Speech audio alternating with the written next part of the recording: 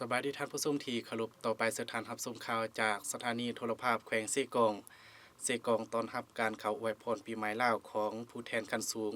นครดานังเนื่องในโอกาสมาเคลื่อนไหวเฮ็ดเวียกอยู่แขวงเซกองในวันที่4เมษายน2025นี้ท่านเวียนดิงวิงรองเลขาพรรคผู้ประจำการนครดานังสาธารณรัฐสังคมนิยมเวียดนามพร้อมด้วยคณะได้เข้าอวยพรการนำแขวงเซกองในโอกาสปีใหม่ลาวอยู่ที่ห้องว่าการแขวงโดยการต้อนรับอย่างอบอุ่นของท่านดงเพชรพยนต์รองเลขาพรรคแขวงประธานสภาประชาชนแขวงเซกองพร้อมคณะและภาคส่วนเกี่ยวข้องเข้าร่วมในพิธีท่านดงเพชรพยนต์ก็ได้กล่าวต้อนรับอย่างอบอุ่นมายังคณะนำขั้นสูงนครดานังที่ได้เคลื่อนไหวเยี่ยมยามและอวยพรปีใหม่ลาวพ.ศ.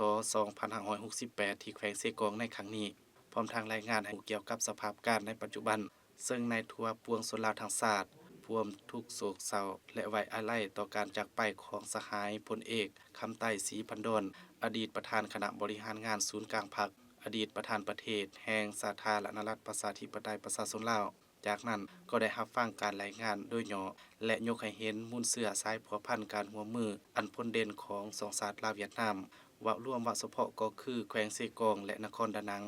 ซึ่งตลอดระยะผ่านมาทั้งสองฝ่ายได้เพิ่มพูนคุณสร้างสายผัวพันมิตรภาพความสามัคคีแบบพิเศษและหัวมือหอบด้านของ2ประเทศลาวเวียดนามให้เข้าสู่ลงลึกอย่างเป็นรูปธรรมหลายขึ้นเรื่อยๆโอกาสนี้ท่านเวียนดิงวิง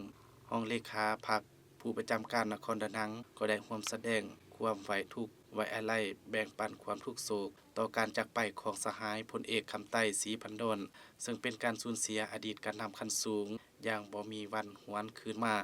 จากนั้นท่านก็ได้ยกให้เห็นผลสำเร็จการหัวมือหอบด้านของ2ฝ่ายพร้อมทางสัญญาว่าจะสืบต่อสายผัวพันหัวมือกับแขวงเซกองให้เข้าสู่ลวงลึกกว่าเก่า